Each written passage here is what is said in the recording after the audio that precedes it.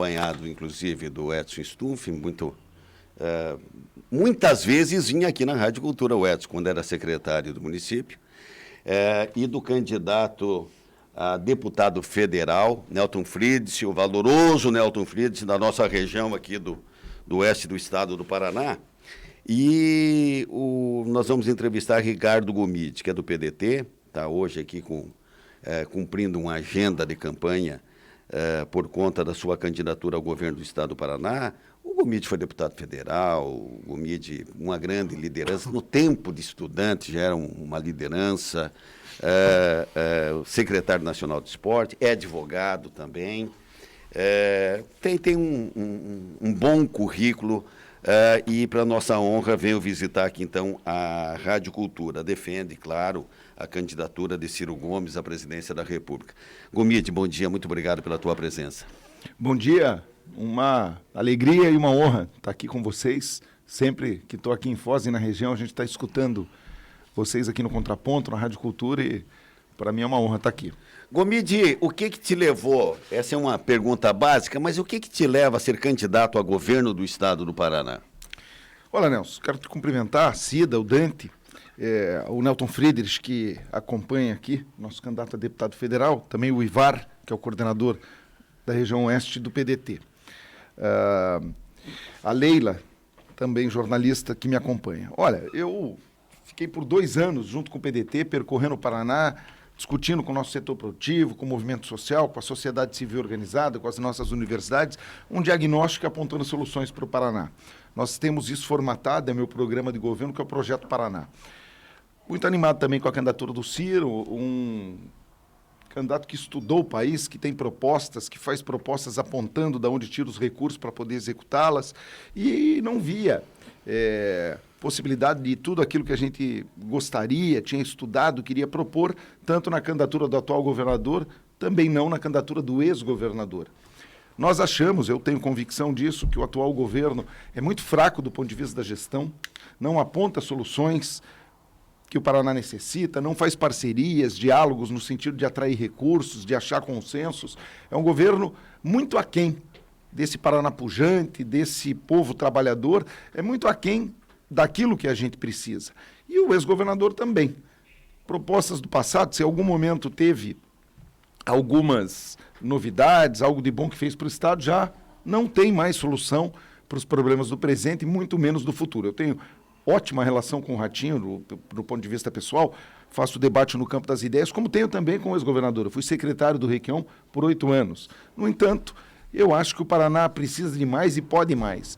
E como a gente formata no nosso programa de governo soluções factíveis para o nosso Estado, nós temos também uma chapa muito boa de candidatos a deputado federal do estadual, a começar pelo Gustavo Fruit, que é um dos melhores deputados do Brasil, pelo Nelton Friedrich, deputado constituinte, uma pessoa que tem um acúmulo nacional, né? Não é só aqui no Paraná, deputados estaduais como Goura, melhores deputados da Assembleia Legislativa. Então a gente formatou um time muito capacitado para poder discutir, debater. Como você falou aí, eu muito novo, fui eleito deputado federal, com 23 anos me elegi deputado federal, ao longo do tempo fui me capacitando, fui secretário do esporte por 8 anos, fui chamado pelo trabalho que fizemos no esporte, aliás, muita coisa aqui em Foz do Iguaçu, né? Fizemos jogos abertos, jogos da juventude, jogos universitários, eventos aqui gigantescos, como o Fórum Mundial da Educação Física.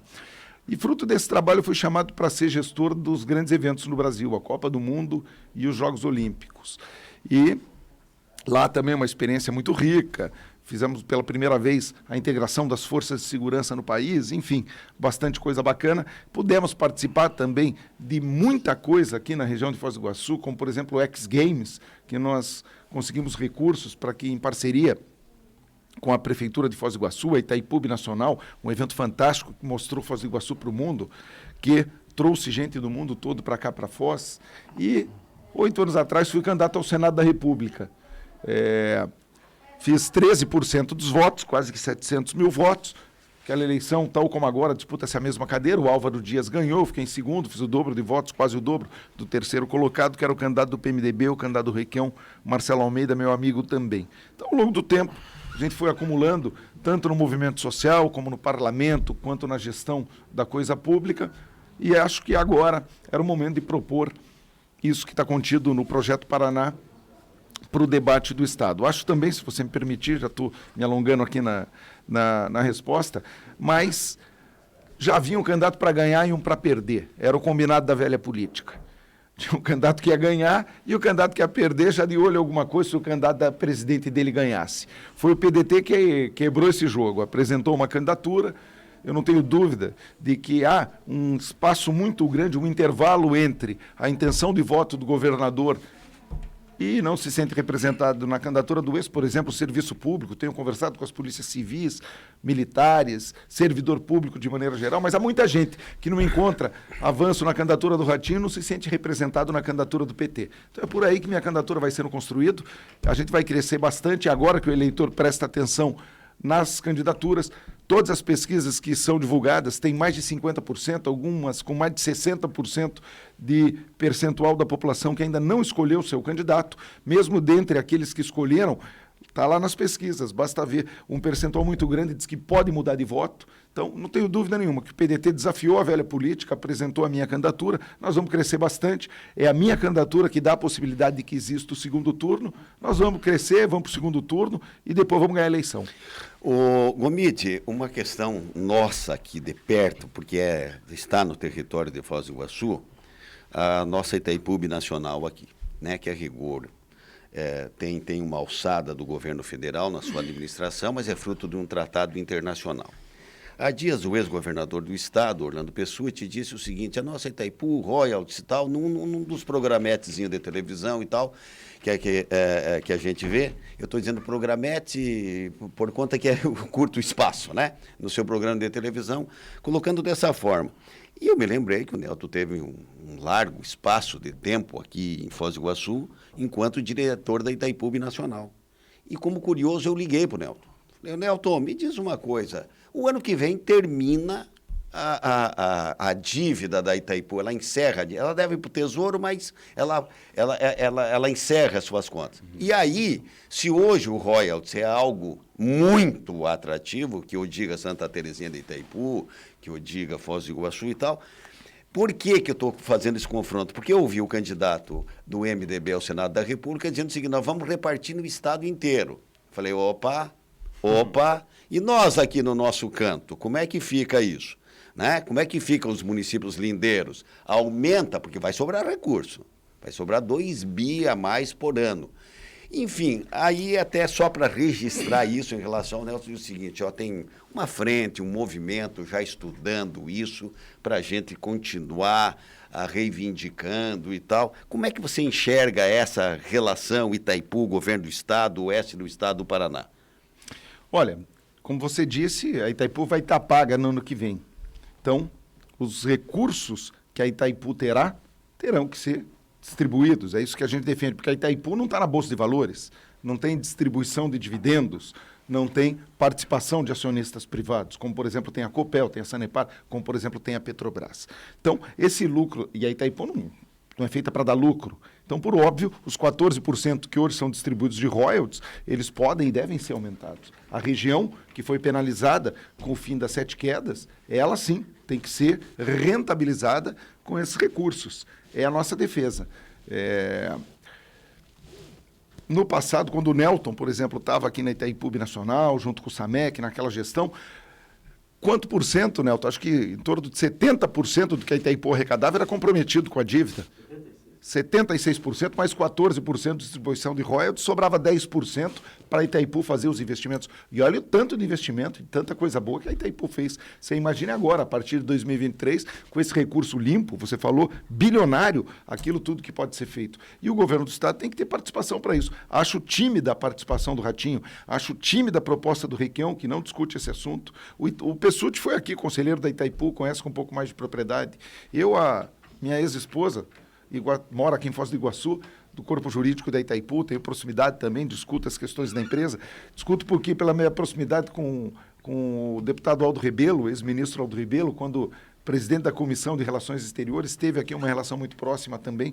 Então eu compreendo essa questão e acho que a Itaipu, a partir de 2023, vai ter uma responsabilidade social muito maior do que os próprios royalties para poder ajudar no desenvolvimento da região. E tenho dito, se você me permite, Nelson, lá no litoral do estado, falei também no horário eleitoral gratuito, eu não entendo como Paranaguá, que tem uma joia extremamente importante para o estado do Paraná, que é o nosso porto de Paranaguá, que escoa a produção, que é importante não só para Paraná, né, para toda a região, como o porto de Paranaguá não faz por Paranaguá aquilo que a Itaipu faz e deve fazer mais por Foz do Iguaçu. Então, eu tenho encontrado similitude lá no litoral do estado e tenho dito que nós vamos fazer, porque Paranaguá sofre as consequências negativas do porto, mas as positivas, infelizmente, não.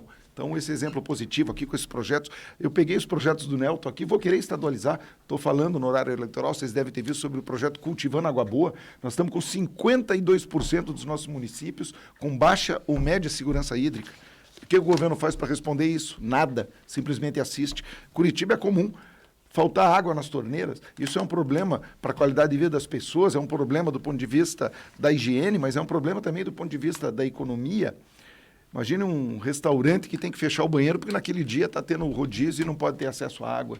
Então, tem que ser tratado dessas questões. Há muito bom exemplo aqui na Itaipu. A Itaipu já fez muita coisa boa, tendo só 10% do seu orçamento livre para poder desenvolver. Imagina quanta coisa boa não vai poder fazer a partir de 2023. Agora, tem que ser pensado anteriormente, tem que ter participação do governo do estado, tem que colocar inteligência para funcionar e tomar um presidente da República que seja adequado para que esses investimentos sejam feitos onde eles devem acontecer, fundamentalmente nos municípios lindeiros, que foram os prejudicados com o fim de 7 quedas e alagados. Dante, eu passo para você, Cida. Qual é a pergunta? Tá bom, minha pergunta é o seguinte, candidato, sobre turismo. Qual que é a sua proposta de turismo, visando inclusive essa pergunta aqui para Foz do Iguaçu, que é a capital do turismo do Paraná, né? Foi escolhida assim. Nós temos um problema ainda com conectividade aérea, né? Claro que por causa da pandemia nós tínhamos 38 voos, estamos com 14, né? Tem toda uma questão global nisso aí também, mas também tem uma questão de que já vem sendo discutida há muito tempo, que é a tal da querosene, o ICMS da querosene do avião. Custa caro abastecer o avião no estado do Paraná, então as empresas aéreas preferem ir fazer uma escala em São Paulo, por exemplo, para depois ir para Curitiba. Então, tem alguns entraves aí. Qual que é a sua proposta para turismo e essa relação em relação à conectividade aérea também? Os investimentos eles têm que vir para Foz. A Foz não é só a capital paranaense de turismo, é uma das capitais nacionais, né? Um dos grandes destinos, à medida que você... Segundo o cartão postal mais procurado do nosso país, do interior fora o litoral, é o primeiro. E o nosso país, que é pouco visitado, perto daquilo que podia. Então, nós temos um déficit grande comparado a outros países com o potencial turístico que a gente tem é ainda muito pouco aproveitado. Eu participei lá da gestão da COP dos Jogos Olímpicos, onde a gente fez uma grande exposição no nosso país. Houve uma melhora da infraestrutura aérea, houve uma capacitação da infraestrutura hoteleira, e, infelizmente, não para o tamanho e para a necessidade que se desejava. A questão do turismo aqui de Foz do Iguaçu, ela precisa ser amparada para aquilo que já tem, sem dúvida nenhuma, mas nós temos que expandi-la para outras áreas. Eu tenho discutido isso.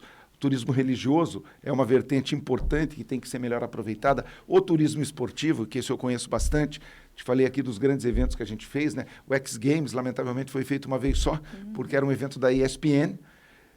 Ela trouxe para 5 outras cidades fora de Los Angeles, uma delas era Foz do Iguaçu, era para ter permanentemente, foi feita a primeira edição, um entendimento que a gente fez na época com o Brunoro, e infelizmente, por conta de circunstâncias da ESPN, acabaram cancelando, uma pena. Mas foi uma linda edição aqui. Verdade. Então, há coisas inúmeras que podem ser feitas, a capacidade hoteleira de Foz do Iguaçu é absolutamente fantástica, né?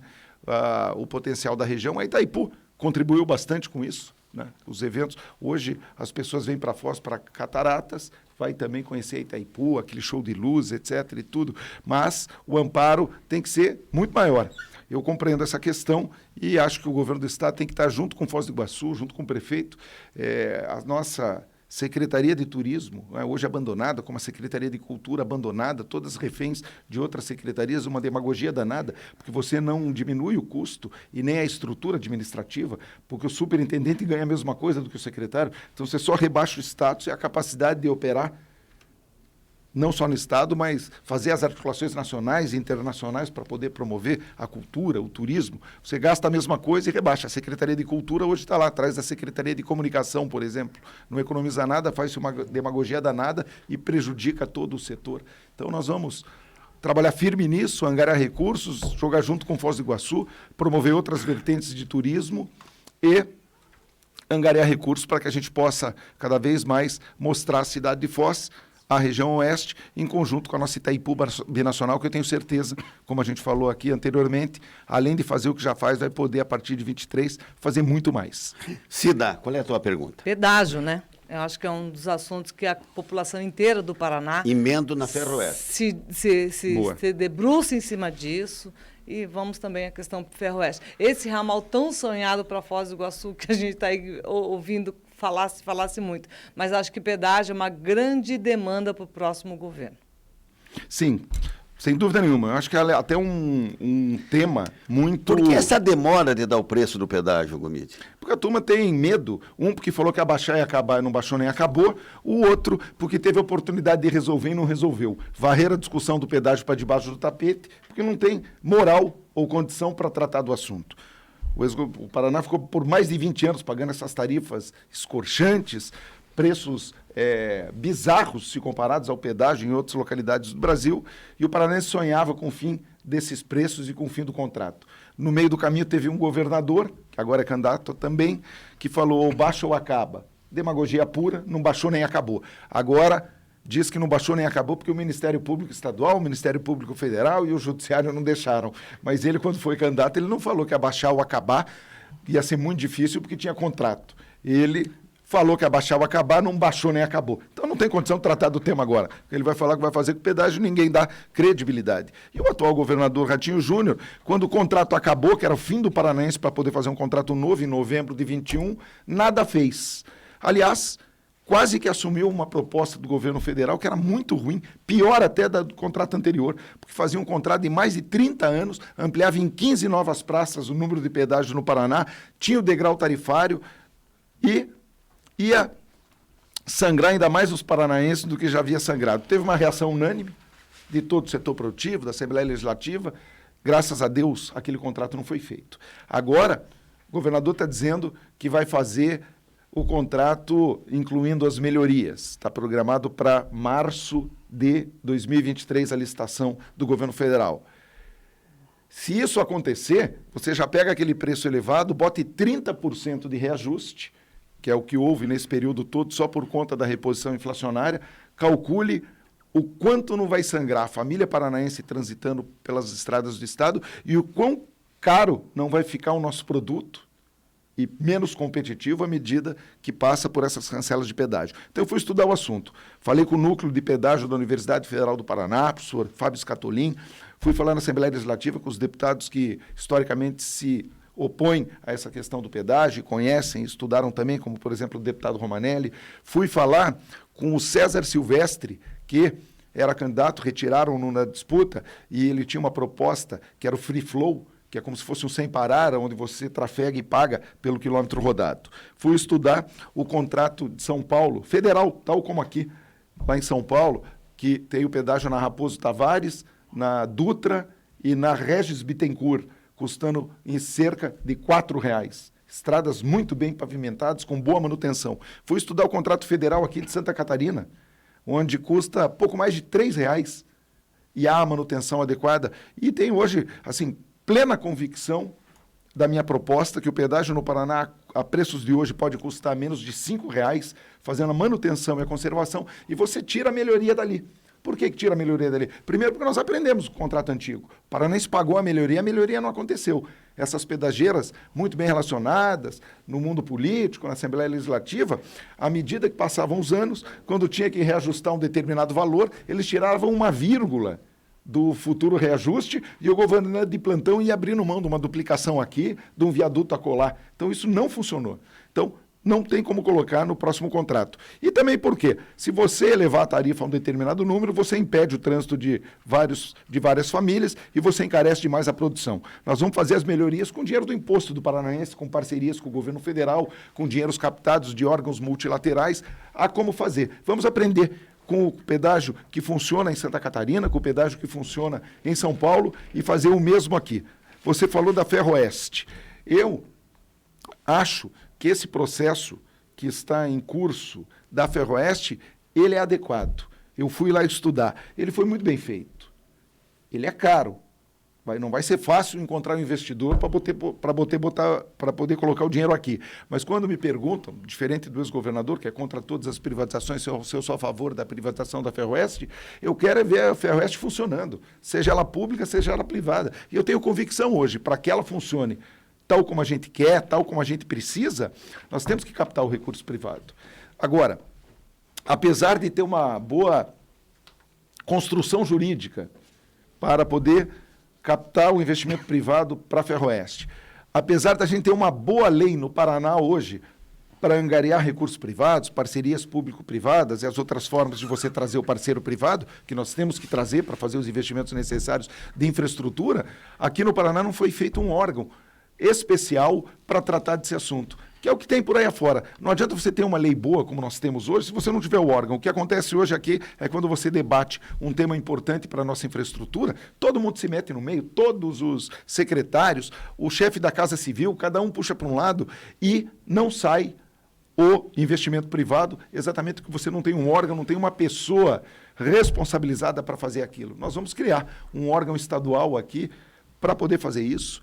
Quem escreveu a lei e fez também esse processo da Ferroeste é o doutor Fernando Vernalha Guimarães, que é um dos grandes especialistas do país nessa área das parcerias público-privadas. Então, nós vamos aproveitar o que já está construído, expandir e trazer os recursos para poder melhorar a nossa infraestrutura. O Gomide, o programa aqui chama-se Contraponto, vou me permitir apenas colocar uma opinião minha em particular, não contrariando você. Mas essa questão do pedágio, Dante, eu tenho comigo o seguinte, que ela deveria, como uma espécie de uma proposta plebiscitária nesse tempo da eleição. Mas com aquilo definido, o que eu, Gomide, quero fazer, o que eu, Requião, quero fazer, o que eu, Ratinho, quero fazer, e os demais candidatos. Eu vou cobrar assim, eu não vou ter, eu vou fazer, tá? Porque vamos deixar para começar a discutir o ano que vem? Ó, Nelson, mas eu vou te falar, o que o Ratinho está propondo é o mesmo modelo do contrato Sim. anterior, com 15 novas praças de pedágio e ainda mais caro. O que o Requião está propondo é o jeito do Requião. O que eu estou propondo é o pedágio federal de São Paulo. Então, se o paranaense não se atentar, não perceber o que está acontecendo com essa discussão do pedágio, vai acordar em 23 do jeito que você falou. Mas eu estou alertando aqui. Dá para fazer a menos de R$5 a preço de hoje, porque São Paulo faz, Santa Catarina faz. Dá para fazer diferente do modelo do passado e vamos defender a nossa economia e o trânsito das nossas famílias. Então, quem nos escuta, eu sei que nós estamos chegando aqui para todo o oeste do Paraná e pela internet para todo mundo, que fique registrado. Pedágio a menos de R$5 é factível, possível de ser feito. São Paulo faz, Santa Catarina faz e nós vamos fazer aqui. Gomide, não sei se você se debruçou em relação à questão da saúde, sobremaneira aqui de 9 municípios que compõem a Regional de Saúde aqui de Foz do Iguaçu. Temos um problema seríssimo, seríssimo, seríssimo.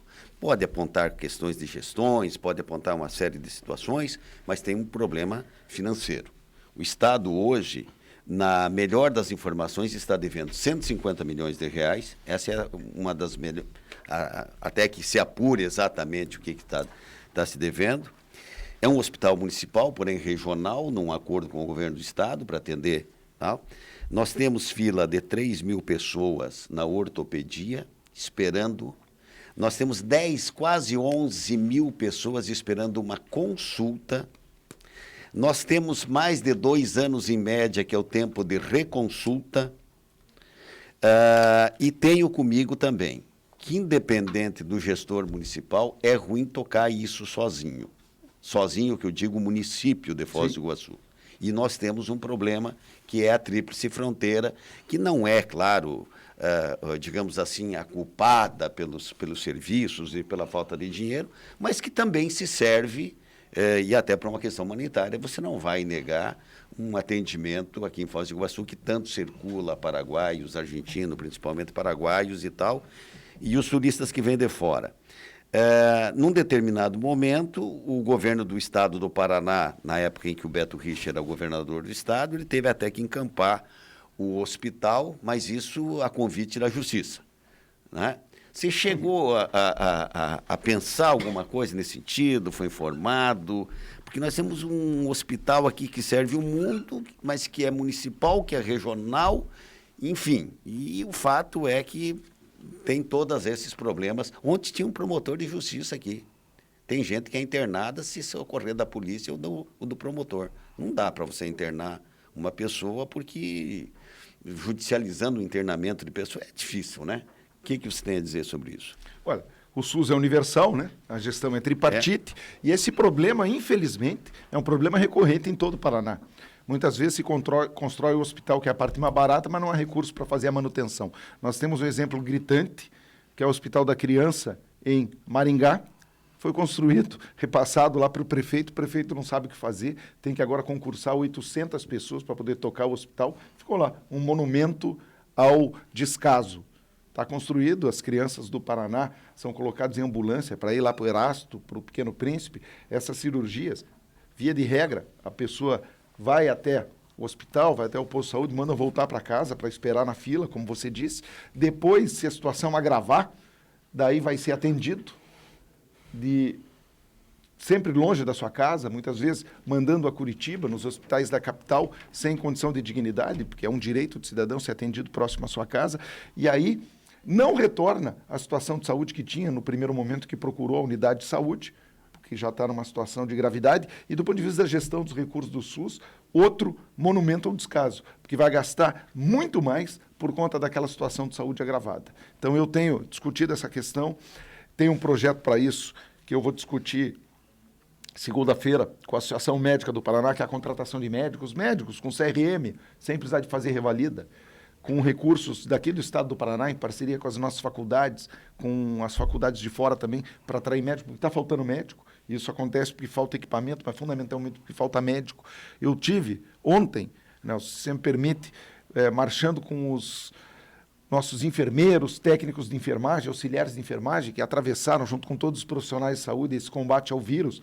Vários caíram ao longo do tempo, foram heróis que nos salvaram, que lutaram contra esse vírus da Covid, que tiveram no Congresso Nacional aprovado e reconhecido o piso nacional da categoria, passou pelo crivo do Executivo e o Supremo, aliás, isso não tem sido incomum, infelizmente, extrapolando as suas funções e impedindo a categoria de enfermagem de receber o piso nacional. Essa é uma outra questão que precisa ser discutida, né? Muitas vezes eu vejo alguns que defendem um poder que exacerba sobre o outro porque está atingindo aquele lá que você não gosta. Mas não é isso, não. Quando você rompe com a autonomia e independência dos poderes, você está prejudicando a institucionalidade. E o nosso Supremo, que tem todos os méritos, eu inclusive sou amigo de alguns ministros, ele não pode pegar um projeto que foi aprovado e discutido longamente na Câmara dos Deputados, que passou pela sanção ou pelo veto do presidente da República, que avaliou também a disponibilidade orçamentária, e entrar no juízo de valor sobre uma questão que nada diz respeito à constitucionalidade, está errado. Ô Gomide, parafraseando o cidadão que ajudou ou montou o seu partido, criou seu partido, alto lá, porque você tem só 1 minuto e meio para terminar o programa. Foi Leonel de Moura Brizola. Quando ele perdeu a decisão do PTB, ele escreveu assim numa cartolinazinha, está aqui, está criado o PDT. E ele entrou no Brasil de volta depois do exílio aqui por Foz do Iguaçu. Mas só para dizer o seguinte, se as pesquisas falam a verdade, não estão falando a verdade em teu favor. E se falam mentira, também não estão falando em teu favor. Independente disso, 1 minuto, 1 minuto e meio para você dizer como é que você engata uma marcha de vitória, ainda que em segundo lugar, para o segundo turno de eleição e tal, e do Ciro. 1 minuto e meio. Veja, as pesquisas, elas retratam o momento, né? A fotografia não é filme. A hora que o eleitor presta atenção é a partir de agora. Você que está me ouvindo, tenho certeza absoluta que não escolheu seu candidato a governador ou que se escolheu ainda não tem convicção. As próprias pesquisas mostram isso, como a gente falou. Ainda não há convicção, muita gente não escolheu e quem escolheu ainda não está convicto, fora uma pequena parcela. Então o jogo está para ser jogado. Tenho participado de entrevistas tais como essa, está todo mundo nos escutando, estou denunciando a questão do pedágio, como é que o ex-governador fez, como é que o atual governador faz. Estou denunciando, por exemplo, você mulher que me escuta, provavelmente não saiba. O governo do Ratinho Júnior é um governo de homens, não tem uma mulher no primeiro escalão. Aí dizem, para contrapor o que eu estou dizendo, não, mas tem a Procuradora-Geral do Estado que se equivale. Bom, então tem uma. Isso não tem paralelo em nenhuma unidade da federação, em nenhuma capital do nosso país. Acho que não tem paralelo no mundo. É um crime. Será que não tem uma mulher capacitada para ser secretária de Estado? Então, opa, uma mulher vai votar no Ratinho? Acho que não, à medida que escuta essas questões. Então nós vamos crescer bastante, pode ter certeza, vamos para o segundo turno, vamos ganhar a eleição. O Ciro está fazendo o papel dele, é candidato, da outra vez fez boa votação no Paraná, teve 4 vezes aqui me apoiando, nós vamos firmes com ele até o final. E eu tenho dito, para terminar, e agradecer vocês demais aqui pela oportunidade, Nelson, Dante, que o que nós vamos fazer é o seguinte, nós vamos corrigir o que está errado, melhorar o que está bom e fazer o que nunca foi feito. Ok, e assim nós entrevistamos Ricardo Gomide, candidato ao governo do Estado do Paraná pelo PDT.